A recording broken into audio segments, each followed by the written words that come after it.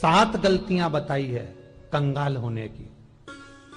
ये गलती अगर आपने भी करी है तो जिंदगी में कितना भी पुण्य करोगे उसका फल नहीं है। आज की कथा को लिखकर रखना, शायद तुम्हारी जिंदगी संवर जाए। लिंग पुराण में 7 गलतियां बताई है व्यक्ति को बर्बाद होने की। पहली गलती है, उसमें से अगर आप स्वीकार कर रहे हैं ये गलती तो समझ लो कि गलती आपने करी है। गंगा जल तो बुलवाया टैंकर भरकर, 21,000 बेलपत्र भी समर्पित कर रहे हो।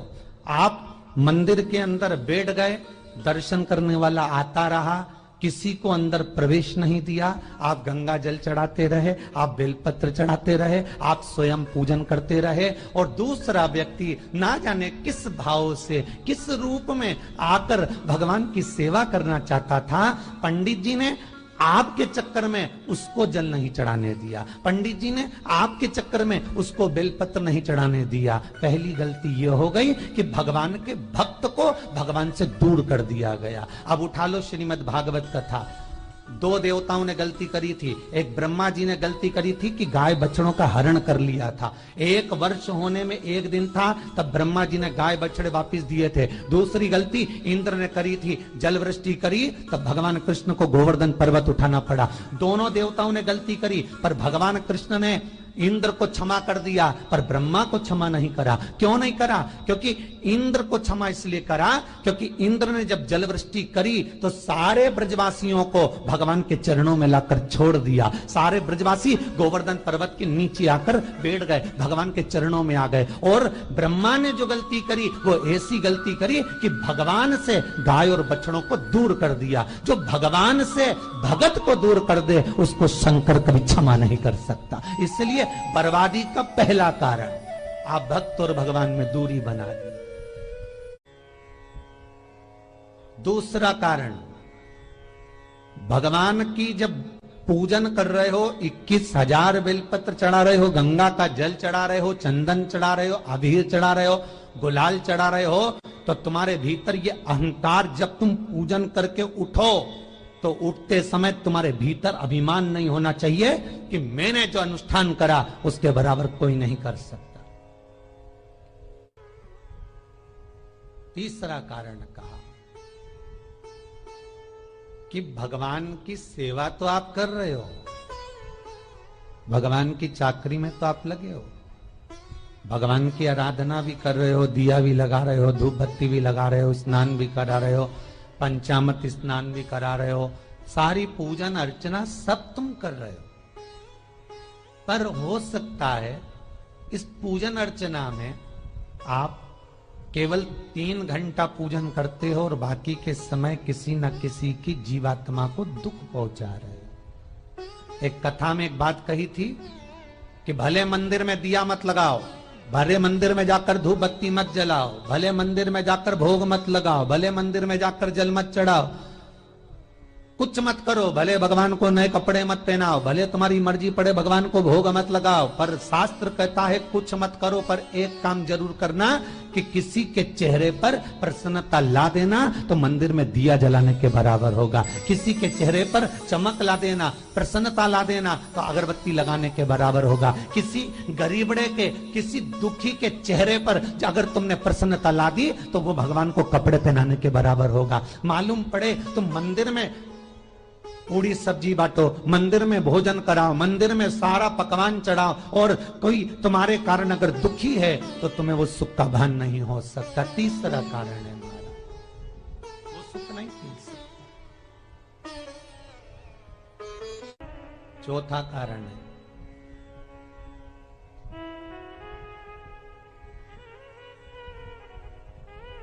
महाराज, जिस मंत्र को पढ़ा जा रहा है,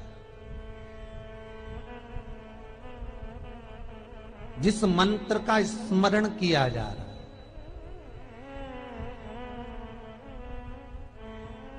जिस भगवान की माला को हम जप रहे हैं, हम पाठ कर रहे हैं, उसमें त्रुटि उठा लीजिए। दुर्गा सप्तशती,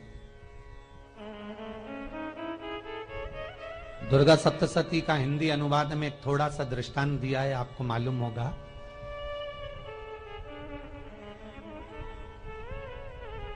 एक जजमान सप्तसती का पाठ कराते थे नवरात्रे में।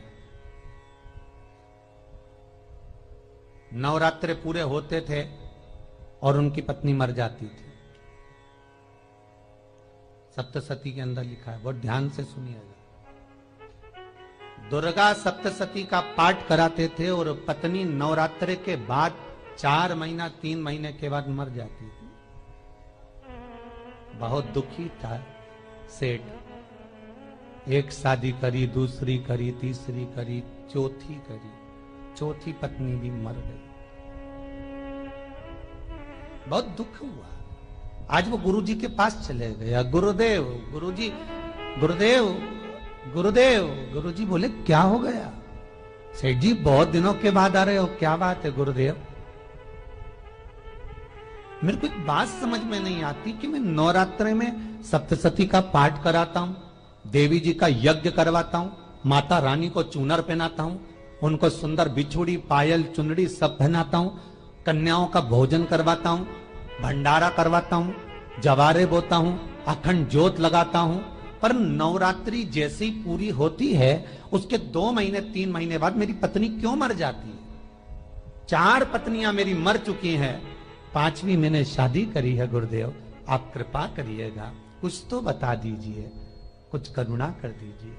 गुरुजी बोले जब तू सब कुछ अच्छा कर रहा है, जोत भी जला रहा है, कन्या भोज भी करा रहा है, चुनड़ी भी चढ़ा रहा है, भंडारा भी कर रहा है, जोत भी लगा रहा है, जवारे भी बो रहा है, माता रानी की सेवा भी कर रहा है, अखंड रात्रि व्रत कर रहा है, सब कुछ तूने करा, यज्ञ भी करा, फिर तेरी पत्नी क्यों मर सकती है? ऐसा हो ही नहीं सकता। नहीं गुरुदेव मेरी 5वीं शादी है गुरुदेव, अब की बार आप कृपा करिए। गुरुजी ने कहा तेरे पंडित जी को अनुष्ठान पर बुला, मैं कमरे में बैठकर सुनूंगा सप्तसती का पाठ, तब मैं ध्यान करूंगा। गुरुजी अंदर के कमरे में जाकर बैठ गए, ब्राह्मण पाठ करना प्रारंभ करा और ब्राह्मण ने पाठ करना प्रारंभ करा। उसमें एक शब्द आ गया, भार्यन्तु भक्षन्तु, भार्यन्तु भक्षन्तु। उसमें बोलना था भय पीड़ा को, हे जगज्जननी तू भक्षण कर जा, पर ब्राह्मण बोलता था भार्यन्तु भक्षन्तु, मेरी पत्नी को, मेरी भार्या को तू भक्षण कर दे। पंडित जी जैसे ही बोले गुरुजी बाहर निकल कर आ गए। पंडित जी को रोका, रुकिए गुरुदेव, आप हर साल अनुष्ठान कर रहे हो जजमान के यहाँ और बोल देते हो भार्यन्तु भक्षन्तु, हे देवी तू मेरी पत्नी को खा जा, तो माँ हर बार उस पत्नी को निगल जाती है। निवेदन है, शब्द सुधार लीजिए, शब्द ठीक है। चौथा कारण है कि आप जो पाठ कर रहे हो, आप जो पूजन कर रहे हो, आप जो अनुष्ठान कर रहे हो, उसमें कुछ ना कुछ गलती जरूर हो रही है। ये चौथा कारण है।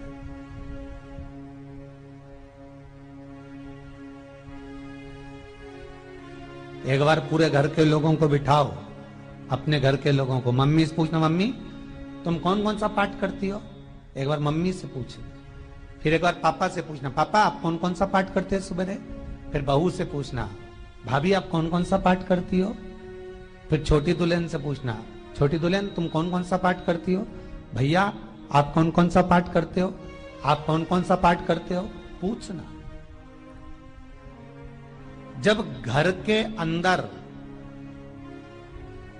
बड़ी बहू अलग तरह का पाठ कर रही है, छोटी बहू अलग तरह का पाठ कर रही है, मंजली बहू अलग तरह का पाठ कर रही है, माँ अलग तरह का पाठ कर रही है, पति अलग तरह का पाठ कर रहा है, तो उसका जो प्रभाव है, कौन सी चीज कहां टकरा रही है, जिसके कारण घर में रोग इतना है कि कोई सही होने वाला ही नहीं है। अब तुम कहो कि सीवर वाले गुरुजी ने उपाय बताया, हमने बहुत करा, पर सही क्यों? तो सही क्यों नहीं हो रहा है? उसका कारण है या तो बड़ी बहू जो पाठ कर रही, या सास जो पाठ कर रही, जो पति जो पाठ कर रहा है, नाते जो भी उस घर के अंदर रहकर जो पाठ अर्चना कर रहा है, उसमें जरूर कुछ ना कुछ ऐसा हो रहा है जिसके कारण वो काम नहीं कर पा रहे। उसमें कुछ ना कुछ गलती हो रही है जिसको तुम समझ नहीं पा रहे, जिसको तुम अपने आप को बहुत विचार करते हो कि मेरे बराबर कोई नहीं कर सकता, मैं शंकर की भगत, मैं राम की भगत, मैं कृष्ण की भगत, मैं जो करती हूँ बहुत अच्छा करती हूँ, मैंने जो किया बहुत अच्छा करा, पर हो सकता है उसी कारण आपको दुख झेलना पड़ रहा।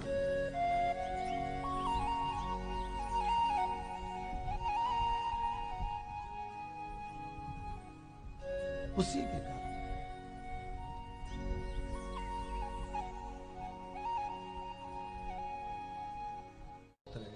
महाराज, हमने जो दान किया, हमने जो पुण्य किया, हमने जो सत्कर्म किया, वो किस जगह पर लगा?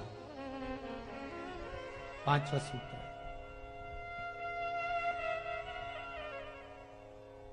जो आप दान कर रहे हो, जो आप पुण्य कर रहे हो, सत्कर्म कर रहे हो, वो किस जगह पर लगा? ये पांचवा सूत्र। फिर निवेदन करेंगे, गाय, बेटी और लक्ष्मी 50 बार विचार करना, तब किसी को देना। बेटी किसी ऐसे को मत ब्याह देना जो जुआ खेलता हो, मदिरापान करता हो, मांसाहार करता हो, वेश्यावृत्ति करता हो। वो बेटी का सम्मान नहीं करेगा। बेटी रोएगी तो कन्यादान करने वाले को रोना पड़ेगा। दूसरे नंबर पर गौ माता, गाय ऐसे ब्राह्मण को दान मत देना कि ब्राह्मण के घर में खुद रहने की जगह नहीं और गाय को ले जाकर तुमने दे दिया और उस ब्राह्मण ने जब तक दूध दिया बांध कर रखा, एक तगाड़ी बाल्टी साड़ी के चक्कर में ले लिया, सोने के सींग के चक्कर में ले लिया और बाद में वही गाय कसाई के हाथ में बिक गई और कसाई ने काटा तो बद्दुआ तुमको लगी।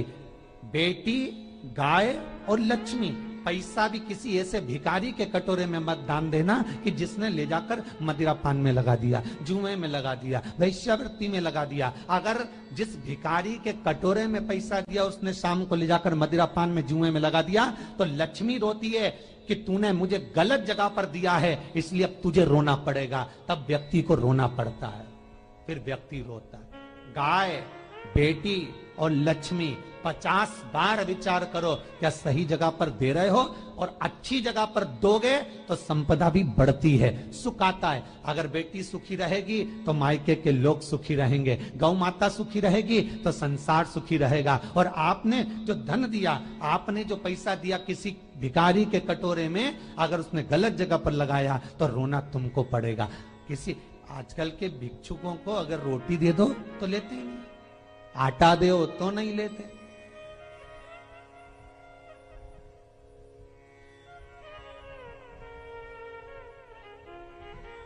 पहले के समय में जो भिक्षुक आते थे ना, तो रोटी बनी हुई मांगते थे। बूढ़ी बूढ़ी माताएं जानती होंगी, चिमटा बजाकर, घुंघरू बजाकर कहते थे भोजन, तो 2 रोटी निकाल कर दे दी जाती थी घर से। लो बाबा, तो माता इतना प्रेम रखती थी, केवल रोटी नहीं देती थी, बाबा बैठो हम सब सब्जी लाकर देते। इतना प्रेम था बुजुर्ग माताओं का, बैठो। और आज के जमाने में अगर रोटी दे दो तो फेंक दे नली में ले जाके, पैसा चाहिए। क्यों? शाम को पीने के लिए चाहिए ना, मदिरा पान के लिए, मांसाहार के लिए, जुए के लिए, वैश्यावृत्ति के लिए धन चाहिए।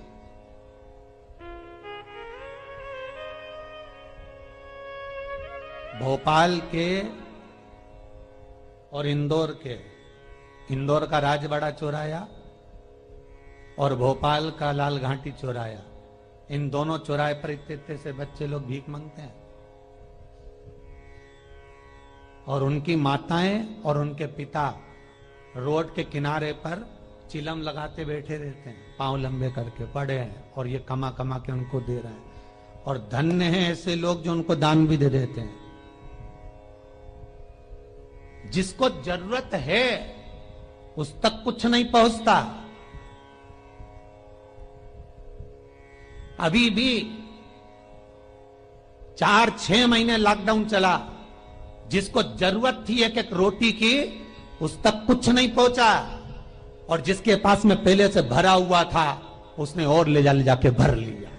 जिसको जरूरत थी उस तक नहीं पहुंचा। अभी ठंड आ रही है, बहुत सारी संस्थाएं कंबल बांटेगी, रेलवे स्टेशन पे लोगों को कम्बल उड़ा रहे हैं, कोई सो रहा है जमीन पर उसको कम्बल उड़ा रहा है, बस स्टैंड पे चले गए कोई रोड पे सो रहा है कम्बल उड़ा रहा है, तो इतना बड़ा नाम चलेगा कि उनने कम्बल उड़ाए, कम्बल उड़ाए, कम्बल उड़ाए। और वो कम्बल जिसको उड़ाया वो दूसरे दिन जाकर कपड़े की दुकान पर बेच के आ गया, 200 रुपए लिया है, रात को पीकर फिर सो गया, क्योंकि फिर कहीं कहाँ आएगा, फिर उड़ा के चले जाएगा, क्योंकि इन्होंने तो ये करके रखा है कि नाम कमाना है तो कम्बल उड़ाए जाओ। जिसको जरूरत है वहां तक सामान नहीं पहुंचता भाई, जिसको जरूरत है वहां तक सामग्री नहीं पहुंचती भाई। आपने दिया और उन्होंने ले जाकर बेच दिया, और फिर सोचते हो कि मैंने तो पुण्य करा है। कई लोग कहते हैं मैंने दान करा, मेरे को इतना फल मिलेगा। काहे का दान करा? ऊपर तो जा, यमराज के डंडे पड़ेंगे।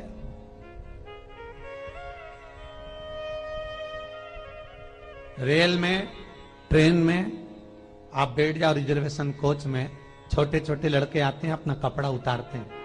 सही बोलना रे भाई, जितने लोग टीवी पर कथा सुन रहे हो, छोटे छोटे बच्चे अपना कपड़ा उतारेंगे और पोछा लगाएंगे रेल की बोगी में। जब गवर्नमेंट ने स्वीपर रख रखे हैं तो तुम्हें अंदर आने का किसने कहा? कौन ने कहा कि तुम अपना कपड़ा उतार के पोछा लगाओ? और वो अपने शरीर का कपड़ा उतार कर पोछा लगाता है, आपके आगे हाथ फैलाता है, आप 1-1, 2-2 रुपए दे देते हो। वो अगले स्टेशन पर उतरता है, कोई सूंघने की सामग्री लेता है, सूंघ सूंघ के वो बर्बाद हो जाता है और कहीं कूद कर मर जाता है। उसके मरने में 1 रुपया तुम्हारा भी लगा है, इसलिए नरक तुमको भी भोगना पड़ेगा, क्योंकि उसके मरने में तुमने हेल्प करी है।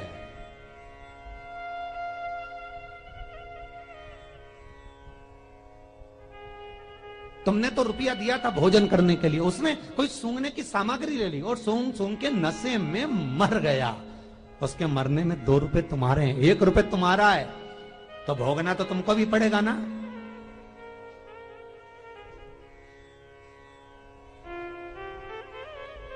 कहीं अच्छी जगह लगाओ, सत्कर्म की ओर लगाओ, तो सुख का आनंद कुछ और ही होगा, सुख का आनंद कुछ और ही प्राप्त होगा। हमारा धर्म, हमारा पुण्य, हमारा सत्कर्म। 5वां कारण अपनी पुस्तिका में लिखकर रखना, तुम्हारे दुख का 5वां कारण क्या है? क्यों तुम करोड़पति से रोड़पति बन गए? तुम्हारे यहां पर 4-4, 5-5 गाड़ी थी, खूब वैभव था, खूब धन था, फैक्ट्रियां चल रही थी, सत्ताएं चल रही थी।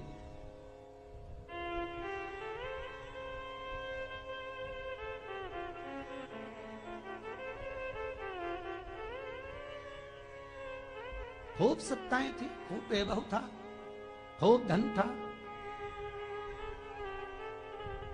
पर कुछ भी नहीं, सब धरा की धरा रह गए। सारा कोई वैभव बचा ही नहीं, कोई वैभव नहीं। एक हमारे सेंधवा के भगत हैं महाराज, बड़े भावपूर्ण भगत।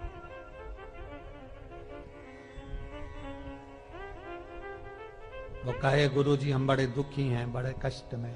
हमने कहा कष्ट का कारण कुछ ना कुछ जरूर होगा, दुख का कारण जरूर कुछ ना कुछ होता है।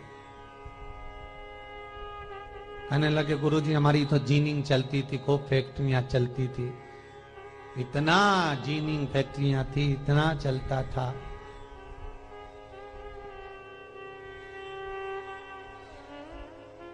इतनी जीनिंग चलती थी, इतनी फैक्ट्रियां चलती थी, गुरुदेव बहुत दुखी हो गए। हमने कहा दुख का कारण, जो ये 7 कारण है शिव महापुराण के, लिंग पुराण में जो 7 कारण बताए हैं दुख आने के, जब फैक्ट्रियां अच्छी चल रही, जीनिंग अच्छी चल रही, व्यापार अच्छा चल रहा है, तो 7 कारण बताए हैं कि आप उन 7 कारण में से कोई कारण आपके साथ में हुआ है जिसके कारण आप रोड पर आ गए, करोड़पति से रोडपति बन गए।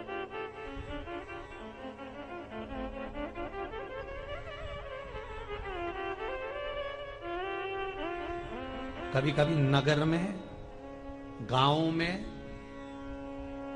सभी का व्यापार एक साथ समाप्त हो जाता है। कभी कभी गांव में, नगर में सबका व्यापार एक साथ समाप्त हो जाता है, सबका व्यापार एक साथ ही खल्लास हो जाता है, समाप्त, सभी कर्जे में हो जाते हैं। तो समझ लेना कि उस गांव के खेड़े का देव महादेव, उस गांव का खेड़ापति भगवान शंकर, उस गांव का शिव जरूर रुष्ट हुआ है, जरूर रुष्ट हुआ। उसको मनाने का प्रयास करो, जिससे अपनी नगर, अपना गांव फिर उन्नति की सीढ़ी पर चढ़ जाए।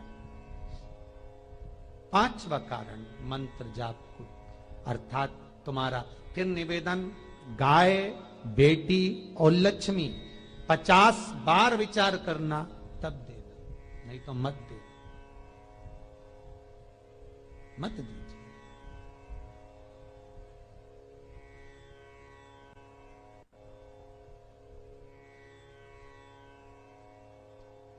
और महाराज भगवान शिव की कथा का छठा कारण बता, हमारे दुख का कारण छठा कारण,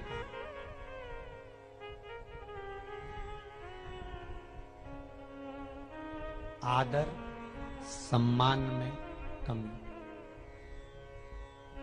घर के जो बड़े हैं, घर के जो बुजुर्ग हैं, घर के जो आदरणीय हैं, उनका सम्मान नहीं कर पाए। सुंदर कहा, जिस घर में माँ बाप की इज्जत नहीं होती, उस घर में देखना कभी बरकत नहीं होती।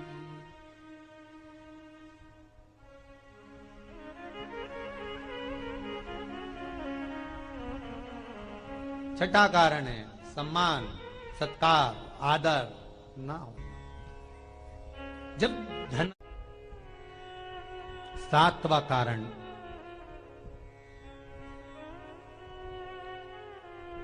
ये अंतिम कारण है। जितने लोग कर्जे में, लदालू में, जितने लोग दुखी हैं, जितने लोग तकलीफ में, आज की कथा को बहुत दिल से सुनना, अपनी गलती को जरूर छांटना। मुझे विश्वास है मेरा भोलेनाथ, आप अगर गलती को स्वीकार कर लोगे तो शंकर वापिस आपको करोड़पति बना देगा, लखपति बना देगा। शंकर आपके भंडार फिर भर देगा। 7 कारण में से अपनी गलती को जरूर छांटना साहब कि आपने गलती कौन सी करी, और अपनी गलती को छांट ले, यही सबसे बड़ी बात है ना। लोग सुनने के बाद भी नहीं छाटेंगे, नहीं मैंने तो कुछ करा ही नहीं, मैं तो कुछ कर ही नहीं, बस मैं ही तो है, हरी जगदम्बा वो मैं ही फंसा है बीच में।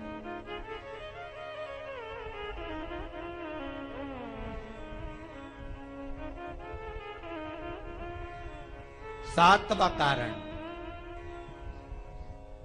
महाराज, किसी का बेकार धन हमारे घर में आ जाए। वीडियो अगर आपको पसंद आया हो तो वीडियो को लाइक करें, चैनल को सब्सक्राइब करें। श्री शिवाय नमस्तुभयम, श्री शिवाय नमस्तुभयम।